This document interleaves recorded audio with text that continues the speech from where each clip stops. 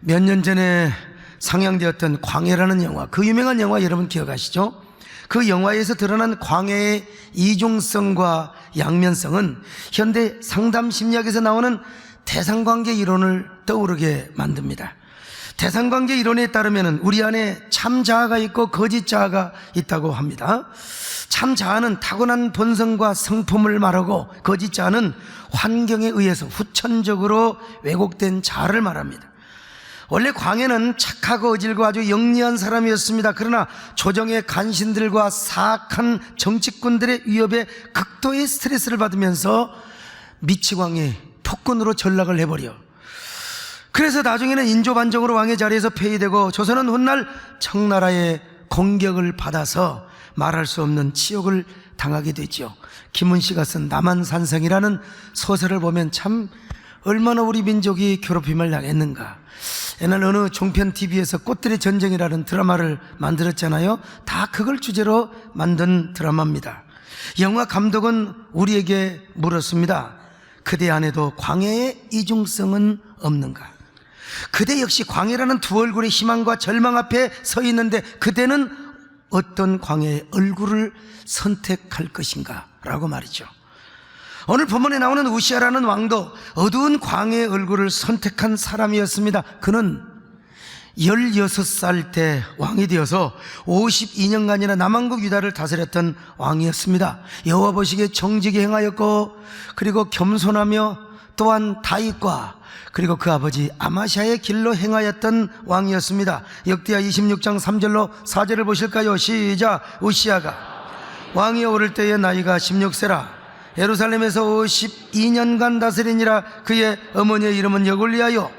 예루살렘 사람이더라. 우시아가 그의 아버지 아마샤의 모든 행위대로 여호와 보시기에 정직하게 행하여, 여러분, 특별히 그는 어린 나이 때부터 하나님을 찾았습니다. 하나님을 사모했습니다.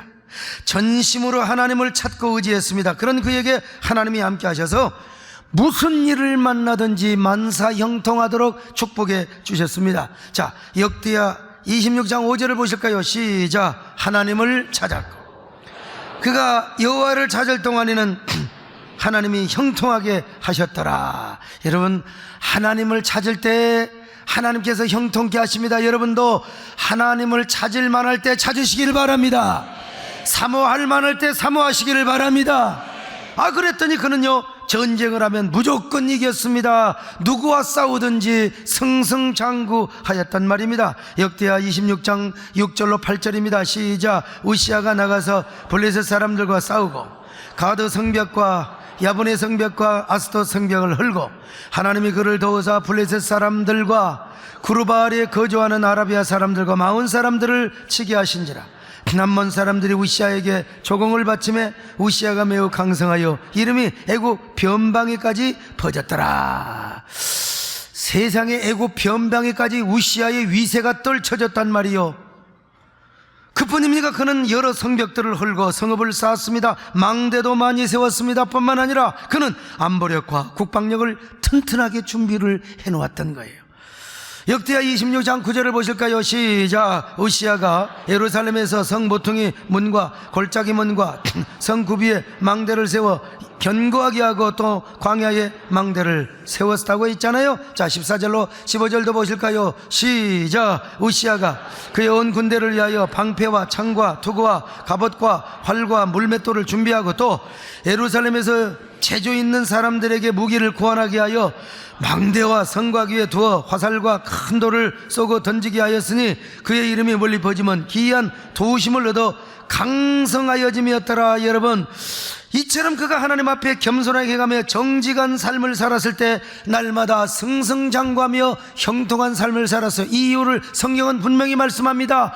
기이한 도우심, 인간으로는 할 수 없지만 하나님이 도와주시는 특별한 은총을 받아서 그가 강성하게 되었습니다. 그런 하나님의 은혜가 여러분에게 있기를 바랍니다. 기이한 축복이 있기를 바랍니다. 그런데 어느 날부턴가 우시아 왕이 교만해지기 시작한 거예요. 자신이 잘나고 똑똑해서 그렇게 형통한 삶을 살 줄 알고 착각을 했어요. 그래서 교만하기 시작했습니다.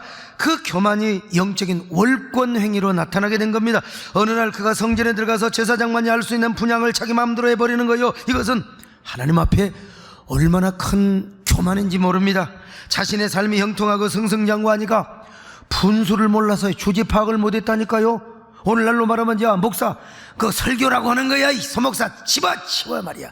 내가 왕년에 웅변대 1등 했다, 내가 설교하면 똑같은 겁니다. 여러분, 대단한 사람인 줄로 자기가 착각을 했어요. 자, 역대하 26장 16절 같이 봅니다. 시작. 그가 강성하여지며 그의 마음이 교만하여 악을 행하여 그의 하나님 여호와께 범죄하되 곧 여호와의 성전에 들어가서 향단에 분향을 하려 한지라.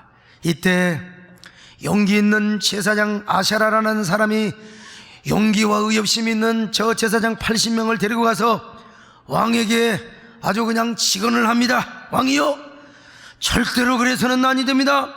여호와께 분향하는 일은 왕이 할 바가 아닙니다. 아론의 제사장인 제사장만이 할 수 있는 것을 어떻게 왕이 이런 월권 행위를 하는 것입니까? 하나님이 절대로 기뻐하지 않을 것입니다. 왕이여, 부디 통촉하시옵소서. 그래도 말을 안 들으니까 부디 통촉하시옵소서. 예, 막 침이 튀길 나올 정도로. 18절 한번 보실까요? 시작. 우시야 왕 곁에 서서 그에게 이르되, 우시야여, 여호와께 분향하는 일은 왕이 할 바가 아니요 오직 분향하기 위하여 구별함을 받은 아론의 자손 제사장들이 할 바니 성소에서 나가소서. 왕이 범죄하였으니 하나님 여호와에게서 영광을 얻지 못하리이다. 그러자 우시야 왕은 제사장들 앞에서 혈기를 부리고 온갖 꼬라지를 다 부리는 거요. 니들이 뭔데 그러는 거야? 내가 분향을 하면 하는 거지. 감히 누가 나를 먹는 거요? 나는 이스라엘의 왕이야, 왕. 그러면서 자신의 고집을 꺾지 않고 감히 하나님의 전전에서 분향을 해버렸어요. 여러분, 여기 웃기는 짜장면입니다. 바로 이 모습을 하나님이 보셨어요. 그리고 하나님께서 당장 우시야를 치신 거예요. 그래서 우시야 왕은 나병, 곧 한센병에 걸려버리고 만 것입니다. 19절로 20절을 보실까요? 시작. 우시야가 손으로 향로를 잡고 분향하려 하다가 화를 내니 그가 제사장이 화를 낼 때 여호와의 전안 향단 곁 제사장들 앞에서 그의 이마에 나병이 생긴지라. 대제사장 아샤라와 모든 제사장이 왕의 이마에 나병이 생긴 것을 보고 성전에서 급히 쫓아내고 여호와께서 치심으로 왕도 속히 나가니라. 여기 성경에 나병이라고 있는데 요즘은 우리는 나병이라고 하지 말고 한센병이라고 하는 게 좋습니다. 우시야가 교만하여 혈기를 부리고 난리를 피우르더니 바로 그 자리에서 즉시 이마박에 한센병이 딱 생겨버리는 거예요. 그냥 이마박에 사람들이 보기에도 그냥 이게 한센병이 바로 생겨버리는 거예요. 여러분, 한센병은 금방 생기는 게 아닙니다. 이 한센병은 아주 그냥 그 몇 년 있어야 이게 발병이 되고 나타나게 되는 거거든요. 근데 하나님께서 막 즉각적으로 당신의 기적을 행하사 하나님이 그냥 당신의 능력으로 한센병에 즉시 발병이 되도록 만들어버린 겁니다. 여러분, 한센병이 뭔 줄 아세요? 옛날에는 한센병을 문둥병이라고 했는데 요즘 그런 말 삼가해야 됩니다만은요, 이 병은 하늘로부터 저주를 받은 병이라고 여겨졌습니다. 물론 요즘은 그렇게 생각해서는 절대로 안 됩니다. 한센병이 잘못 알려진 부분도 있고 오해된 부분도 많아요. 그리고 요즘은 얼마든지 고칠 수 있는 병입니다. 제가 그러나 어쩔 수 없이 당시에 그 병이 얼마나 참혹했던가를 가르쳐주기 위해서 제가 어쩔 수 없이 하는 말이니까요. 구약시대나 예수님 당시에는 한센병이야말로 참으로 저주받는 병으로 여겨졌어요. 특별히 당시에는 한센병이 치료가 안 되니까 아예 한 번 걸리면 손 쓸 수도 없었고 한 번 걸리면 그 병을 앓으며 평생 그렇게 죽어야 했습니다. 그러니 당시 한센병은 죽음의 시작이나 다름이 없었어요. 한 번 걸렸다면 그때부터 거의 죽은 사람으로 여생을 살다가 죽어야 했어요. 그래서 이스라엘 사람들은 이 한센병이야말로 악마가 가져다 주는 병이요, 하나님 앞에 저주를 받아서 하나님의 은총 밖으로 쫓겨나기 위해서 바로 걸린 병이라고 생각을 했어요. 따라서 당시 사람들이 한센병 왕자를 볼 때는요, 불쌍히 여기기보다는 오히려 부정하게 여겼습니다. 그래서 당시에는 한센병에 걸리면 아무리 사랑하는 남편이나 아내라도 같이 살 수가 없어요. 가정에서 쫓겨납니다. 격리가 되어서 집 밖으로 쫓겨나야 했습니다. 그리고 집 밖에서 한센 환자들끼리 모여서 살 수밖에 없었어요.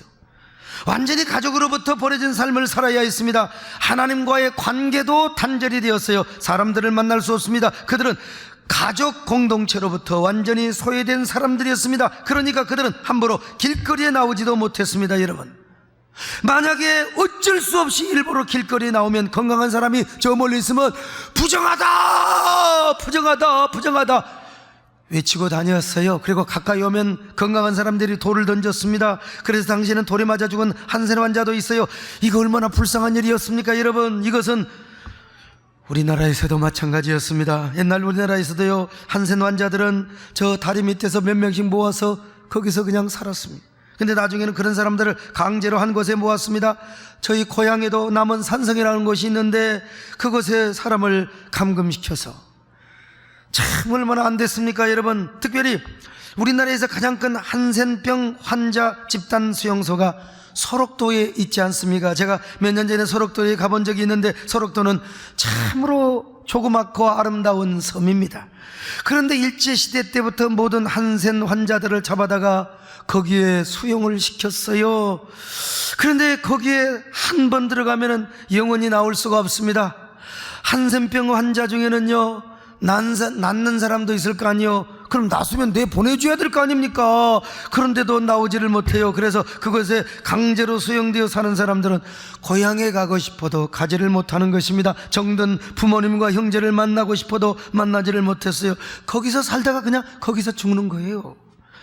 그러니 다 나았지만 고향으로 돌아갈 수 없어서 고향을 생각하고 부모를 생각하며 외롭게 시를 쓰며, 시성이 있는 사람들은 시를 쓰고 노래 부르기를 좋아하는 사람은 노래를 부르고 말이죠. 보리필이라는 시요, 하나원 님이 지었는데 한번 들어보세요. 보리필이 불며 봄언덕 고향 그리워 피리를 흘리니, 보리필이 불며 꽃청산 어릴 때 그리워 피를 흘리니, 보리필이 불며 인환의 거리 인간사 그리워 피를 흘리니, 보리필이 불며 방랑의 기사나 눈물의 언덕을 피를 흘리니.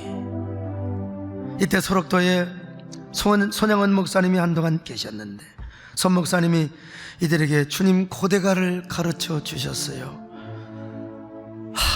참 얼마나 주님을 사모하며 그리워하다가 대부분 다 돌아가셨습니다만은, 그래서 대부분 다 주님 고대가를 많이 불렀어요. 그곳에 가면 다 예수를 안 믿게 안 돼 있어. 다 예수를 믿게 되어 있었습니다. 여러분, 낮이나 밤이나 눈물 머금고 예수님 언제나 오시렵니까?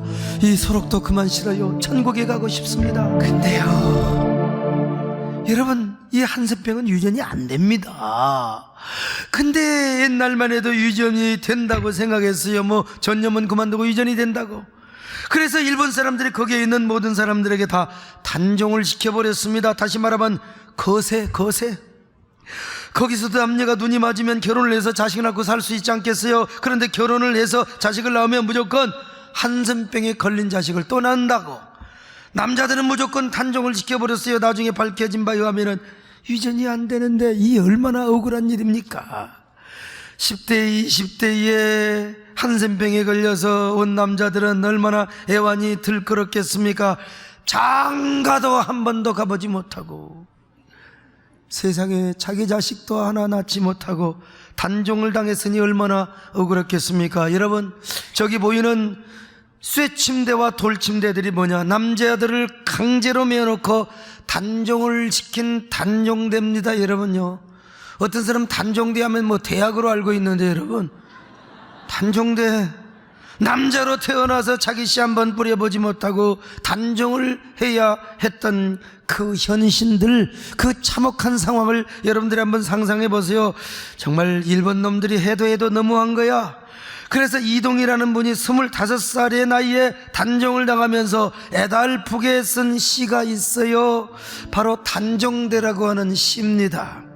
그 옛날 나의 사촌기에 꿈꾸던 사랑의 꿈은 깨어지고, 여기 나의 25세 젊음을 파멸해가는 수술대 위에서 내 청춘을 통곡하며 누워있노라.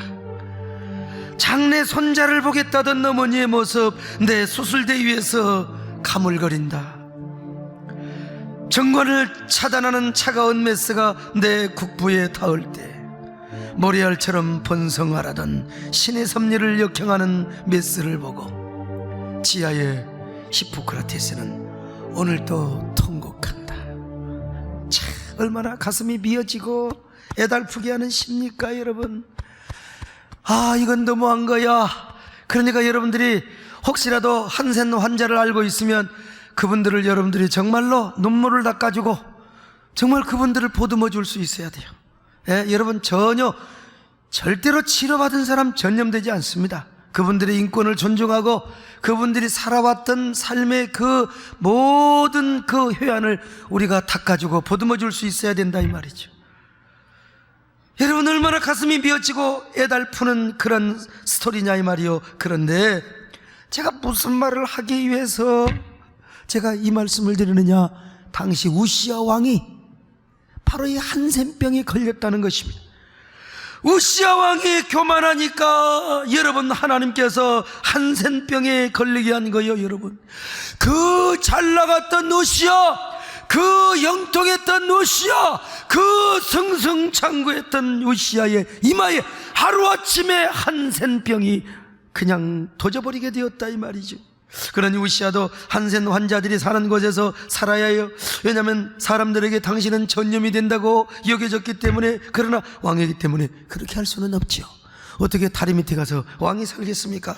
어찌 동굴 속에 가서 살겠습니까? 그래서 왕의 자리에서 물러나 죽는 그날까지 별궁에 격리되어서 한센병을 앓다가 죽었어요.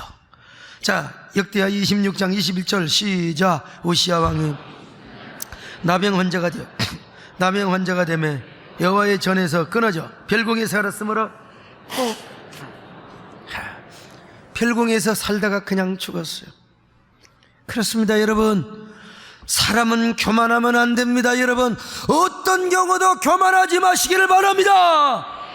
하나님은 교만한 자를 대적하시고 겸손한 자에게 은혜를 베푸신다고 하셨어요.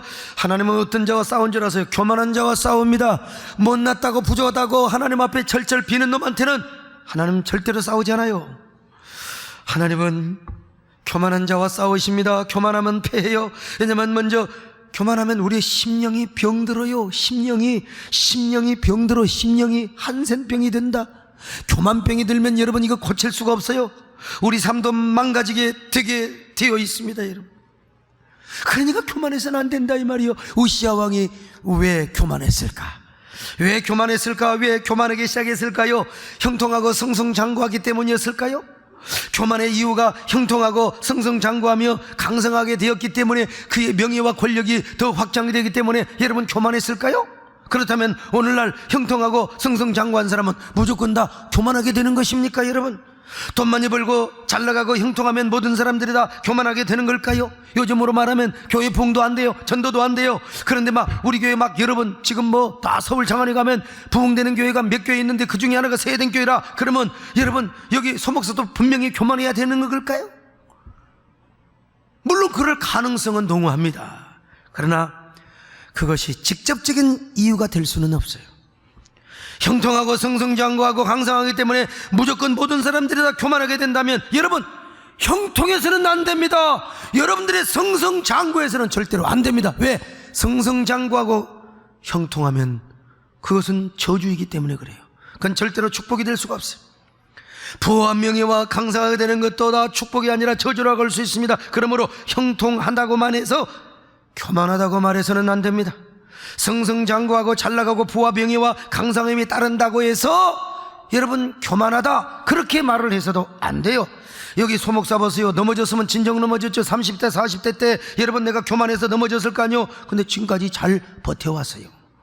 그러므로 우시아가 형통하고 잘나가기 때문에 교만해졌다고 말할 수는 없습니다. 물론 성경에서 전반적으로 그냥 두리뭉실하게 성경에서 그렇게 표현한 적은 있습니다. 그러나 큰 틀에서 전반적으로 얘기하는 것일지 우시아가 교만하게 되고 타락하게 된 보다 직접적이고 그리고 구체적인 이유가 따로 있어요. 그 이유를 오늘 5절에서 잘 밝혀주고 있습니다. 자, 5절을 한번 힘있게 봅시다. 시작. 하나님의 묵시를 밝게 하는 스가랴가 사는 날에 하나님을 찾았고 그가 여호와를 찾을 동안에는 하나님이 여러분 보세요.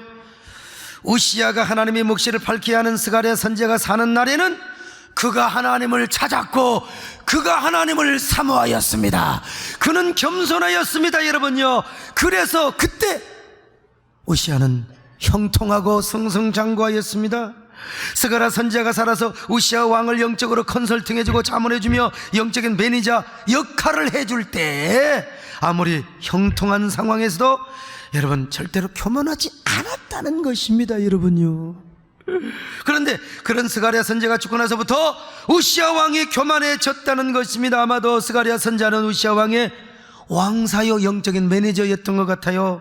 자문 역할을 했던 것 같습니다. 그리고 우시야 왕은 원래 성품이 온유하고 겸손한 사람으로 태어난 것 같지는 않아요. 원래 사람이 겸손하게 태어난 사람이 있습니다. 온유하게 태어난 사람이 있습니다. 내가 누구라고 말하기는 그렇지만 근데 그런 사람들은 약간 은큼할 가능성이 있다는 사실. 여러분, 이게 소목사 같은 사람은 교만할 가능성은 많지만 은큼할 가능성은 거의 없습니다. 여러분, 타고난 성격상. 그래서 이 스가랴 선지자가 우시야 왕에게 족쇄처럼 자문 역할을 하고 잔소리를 많이 했던 것 같아요. 뭘 가지고? 하나님 말씀을 가지고 성경적 세계관과 가치관을 가지고 맨날 이런 얘기를 했을 거예요. 왕이요, 왕처럼 복받을 자가 어디가 있습니까? 세상에 16살 때부터 왕이 되다니요. 그때부터 왕께서는 얼마나 하나님을 간절히 찾았나요? 하나님만 의지하고 사모했지 않습니까? 그런 왕에게 하나님은 얼마나 복을 주셨습니까? 16살 때부터 왕이 됐는데 안티하는 놈이 한 분이라도 있었습니까? 무슨 일을 하든지 승승장구했잖아요. 전쟁을 해도 이겼잖아요. 군사들이 많잖아요. 국방력이 세잖아요. 성읍을 얼마나 많이 지었습니까? 이 모든 것은 다 하나님이 왕에게 은혜를 베풀어 주신 축복의 결과입니다. 그러므로 왕께서 반드시 명심해야 될 것이 하나 있는데 바로 죽는 그날까지 겸손하는 것이옵니다. 하나님은 교만한 자를 대적하시며 겸손한 자에게 은혜를 베푸신다고 하셨지 않습니까? 그러므로 왕이요, 부디 겸손하셔야 됩니다. 절대로 교만해서는 아니 되옵니다. 교만하면 하나님의 원수가 되는 것입니다. 그러므로 왕이요, 끝까지가 아닙니다. 여러분, 끝까지 겸손을 지키셔야 됩니다. 겸손을 통해서 지금까지 받은 하나님의 축복을 반드시 지켜야 됩니다. 왕이여 통촉하옵소서. 참, 아마 스가랴 선지자는 날마다 이렇게 척사처럼 계속 얘기했을 겁니다. 하나님의 말씀을 가르치고 또 가르치면서, 그러니까 스가랴 선지자가 사는 동안에는 우시야 왕이 교만할 수가 없어요. 여러분요, 아무리 온유하고 겸손하게 태어난 사람도요, 하나님 말씀 없으면 교만해요.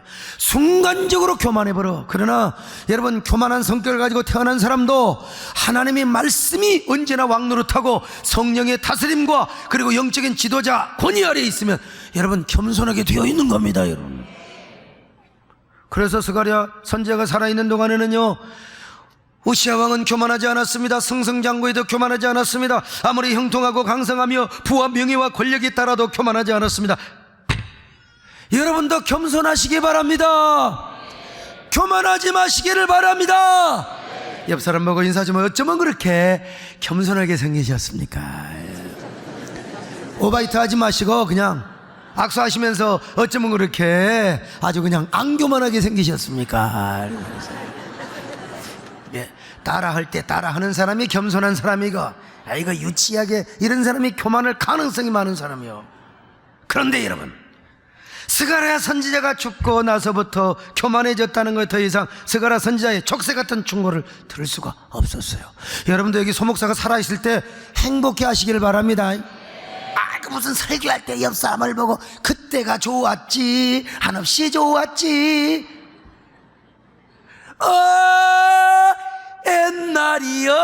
옛날로 끝나면 안 됩니다. 여러분, 지금이 좋아요. 지금이 여러분. 저는 이 사실을 경험해봐서 알아요. 저 역시 원래 겸손하고 온유한 성품으로 태어난 사람이 절대로 아닙니다. 까불고 잘난 체하고.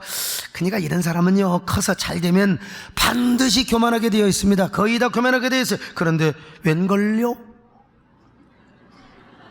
지금도 건재합니다. 여러분, 많은 사람들이 소목사 언제 넘어질까, 뭐가 하나 터질 때가 있는데 천만의 말씀?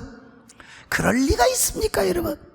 하나님의 말씀이 내 안에 꿈틀거리면 살아 역동하는 능력으로 여러분, 할 수가 없습니다. 하려고 하면 성령께서 딱 그냥 선행 양심으로 먼저 말씀, 야 소목사야 조심해라, 소목사야 조심해라. 여러분요, 여러분도 하나님께서 그런 음성을 들려주시기를 바랍니다. 제가 여러분 본성어도 까불고 금방을 떨었으면 진작 저 우리역에 미금역에 있는 저 비닐 인형처럼 까불다 망했습니다. 이것이요, 까불다. 특별히 저에게는 하나님께서 이 겸손의 비밀을 주셨어요.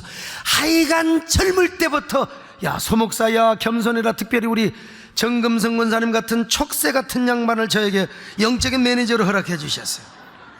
겸손 타령, 새가 날아든다 온갖 찹새, 그 중에서 찹새가 뭐요? 교만의 새입니다. 교만의 영이 저에게 딱 와버리면은 아이고 소목사 자네는 겸손해야 되네, 하나님께서 늘 겸손하라고 하시네, 겸손해야 하나님이 이 사람아 더 큰 복을 준다네, 자네 이 사람아 옛날에 올챙이 시절을 생각을 하고네, 이 사람아 겸손해야 다윗 왕처럼 하나님이 더 귀하게 쓰신다네. 할렐루야.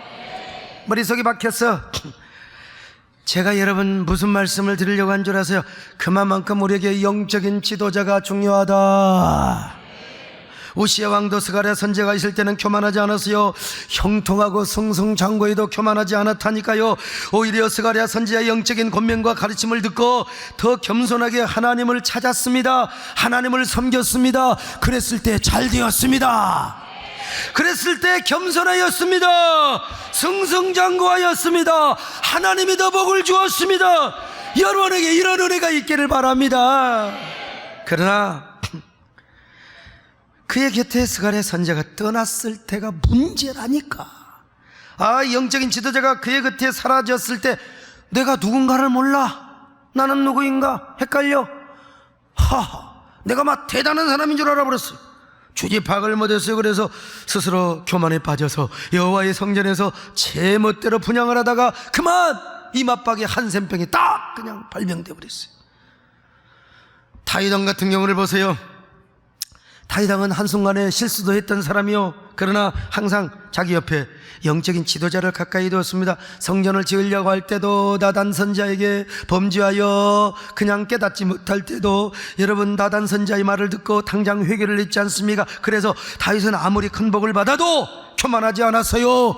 여러분, 저 다윗을 중심으로 천하 평천하 통일을 해도 여러분 다윗은 절대로 멸망의 길을 가지 않았어요.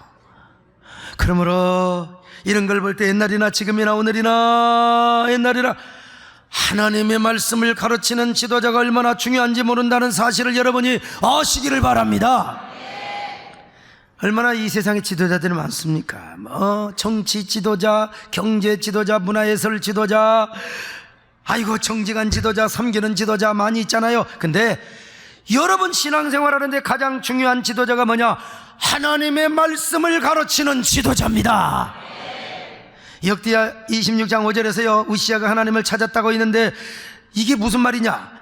모든 인생의 필요와 응답을 하나님에게서 찾으며 하나님만을 신실하게 섬기는 신앙의 자세를 가졌단 말이요. 그러니까 아무리 교만한 성품 그리고 까부는 성품을 가졌던 우시야라 할지라도 하나님이 없이는 못 산다는 거예요.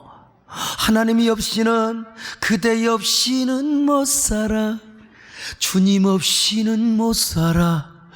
주님 없이는 못 산다는 겁니다. 앉으나 서나 주님 생각을 외쳤어요. 그런데 이런 자세가 어느 날까지 제한되었느냐? 스가랴 선지자가 사는 날 동안이라고. 다시 말하면 왕의 영적인 스승인 스가랴의 가르침 아래 있었던 날 동안만 그렇게 했다는 것입니다. 여러분, 그러니까 여러분 영적 지도자가 이렇게 중요하다는 거예요. 자, 그러면 그 스승 스가랴는 어떤 사람이었느냐? 기도를 많이 했느냐? 전도를 많이 했느냐? 다 중요하죠. 여러분, 성경은 분명히 말씀합니다. 하나님의 묵시, 즉 하나님의 말씀을 밝히 아는 자라고 했습니다. 여러분, 다시 말하면 참된 영적인 스승은 하나님의 말씀을 밝히 알고 그 말씀으로 가르치는 지도자를 의미한다는 것입니다. 사랑하는 여러분요, 말씀을 가르치는 자가 귀한 사람입니다. 그래서 이스라엘 백성들은 말씀을 가르치는 자, 그들을 랍비라고 했는데 아버지하고 둘이 물에 빠져 죽을 위기에 있어도 아버지를 구하지 않고 먼저 랍비를 구해 그만큼 랍비, 하나님의 말씀을 가르치는 자를 존중히 여겼던 것입니다. 여러분도 이런 존중히 여기는 마음을 가지시길 바랍니다. 그런데 오늘날 이 시대 트렌드는 말씀을 가르치는 영적인 지도자들을 존중히 여기지 않으려는 그런 못된 경향을 가지고 있어요. 악의적으로 죄종을 끌어내리고 영적인 지도자를 폄훼하는 사조가 있단 말이요. 여러분, 이러한 풍조와 사조에 따라서 막 군중들이 막 부안해동식으로 막 따라갑니다. 이걸 뭐라고 하느냐? 쏠림 현상이라고 그래요. 그래서 교회에서도 막 누가 막 우리 목사님이 어쨌다네 저쨌다네 나중에 보니까 별것도 아닌데 너도 나도 쏠림 현상에 막 휩쓸려서 목회자를 비난하고 막 끌어내리려고 한다 이 말이요. 여러분, 병들어서 그래요. 또 병들지 않아도 멋모르고 그렇게 따라가게 되면 그 영혼이 병들어요. 그 영혼이 병들어요. 교회도 병들어요. 풍비박산이 납니다. 여러분, 그런 사람들 되면은 영적인 질병이 문드러지고 썩고 그냥 흘러내리는 병이 몰라. 그러나 여러분, 정말로 하나님 은혜가 내면에 가득한 사람은 그럴 수가 없습니다. 하나님의 축복을 귀히 여기는 사람은 절대로 그럴 수가 없어요. 왜? 이 길은 망하는 길이다. 이 길은 망하는 길이다. 저주받는 길이다. 내 영혼이 병들게 되는 길이다. 내 자녀들이 절대로 복받지 못한 길이다. 이걸 알아. 그러니까 이런 사람은 오히려 여러분, 주의 종을 더 존중히 여깁니다. 그래서 목사를 위해서 기도하고 항상 사랑하며 존경하고 대접하기를 잘합니다. 교회 안에서 절대로 안티 역할이나 무슨 반대편에 서지 않습니다. 목회자가 무슨 큰 하자가 없는 한요, 소신껏 일하도록 기도해주고 박수치며 응원하며 여러분 언제나 칭찬하며 언제나 여러분요 지원해준다 이 말이요. 여러분들이 그런 지원병들이 되시기를 바랍니다. 할렐루야. 어떤 의미에서 우리 교회는 대한민국에서 뭐 가장 큰 교회는 아니지만 가장 건강한 교회라고는 자부할 수 있습니다. 물론 우리 교회만 건강하느냐, 다른 건강한 교회도 많이 있어요. 그런데 건강한 교회의 특징 중에 하나가 뭐냐? 먼저 성경을 밝히 할 뿐만 아니라 성경적 가치관과 세계관을 가지고 신실하게 목욕하는 목회자가 있습니다. 목회자. 그리고 성도들은 그 목회자를 무조건 존중해주고 지지해주며 사랑하며 따르고 섬기는 이러한 성도들로 이루어져 있어요. 그런 교회가 언제 싸워요? 다툴 새가 없습니다. 어떻게 하나님의 말씀을 가르치는 지도자와 싸웁니까? 그러니까 건강한 교회가 될 수밖에요. 여러분, 그렇습니다. 오늘날 건강한 성도는 하나님의 말씀을 가르치는 자를 존중히 여깁니다. 건강한 교회는 영적인 지도자를 존중히 여깁니다. 건강한 성도는 여러분 주의 종을 배나 존경하며 그리고 존중히 여깁니다. 병든 교회가 싸우는 거예요. 병든 성도가 싸우는 이런 성도를 가리기 위해서 병신도라고 합니다. 여러분, 평신도가 아니요 병신도요. 여러분, 영적 지도자를 존중히 여기시기를 바랍니다. 여러분의 영혼을 목양하는 하나님의 지도자를 존중히 여기시기를 바랍니다. 그래야 여러분들이 건강한 신앙생활을 할 수가 있습니다. 그리고 그런 풍토가 한국교회 안에 가득할 때 한국교회는 건강하게 될 것이고 하나 되게 될 것입니다. 다시 부흥하게 될 것입니다. 다시 교회 부흥의 전성기 크리스텐텀의 시대를 맞이하게 될 것입니다. 오늘은 스승주일입니다. 교사주일이죠. 그러므로 이번 주에 영적인 지도자를 존중해 이른 마음을 가슴속에 깊이 새겨보시기를 바랍니다. 부족하지만 여기 소목사를 존중히 여기세요. 저를 위해서 더 많이 기도하시기를 바랍니다. 더 사랑하며 섬기겠다는 결단을 하시기를 바랍니다. 제가 잘나서가 아니라 하나님의 말씀을 가르치는 사람이기 때문에, 여러분 영혼의 목양자이기 때문에 여러분들이 존중히 여겨주셔야 된다니까요. 저뿐만 아니라 우리 부교육자들도 그렇게 하시길 바랍니다. 우리 평계원의 양육 교사도 그렇게 하시길 바랍니다. 그리고 주일학교 교사들 또 누굽니까? 순장들도 그렇게 여기시기를 바랍니다. 그래서 성경은 이렇게 말씀하고 있어요. 자, 히브리서 13장 17절 시작. 너희를 인도하는 자들에게 순종하고 복종하라. 그들로 하여금 즐거움으로 이것을 하게 하고 근심으로 하게 하지 말라. 그렇지 않으면 너희에게 유익이 없다는 것입니다. 자, 디모데전서 5장 17절 시작. 잘 다스리는 장로, 당신은 목회자입니다. 배나 종양할 자로 알되 말씀과 가르침에 수고하는 이들에게는 더욱 그리할지니라. 여러분, 어떤 경우에도 주의종과 대적하지 마시기를 바랍니다. 아이고, 누구하고 싸우려면 저 바깥에 가서 싸워요. 왜 목사하고 싸워요? 주의종을 우습게 여기거나 절대로 싸우지 마시고 오히려 배나 존경하며 그리고 잘 따르고 순종하시기를 바랍니다. 그럴 때 여러분의 신앙이 건강합니다. 겸손한 영혼이 될 것입니다. 하나님께서 여러분을 더 높여주시고 형통케 하여 주실 것입니다. 여러분 모두 이런 복받는 마음을 소유하시기를 바랍니다. 복받는 길을 가시기를 바랍니다. 더 겸손할 뿐만 아니라 승승장구하고 형통하는 은혜가 여러분에게 있게 될 것입니다.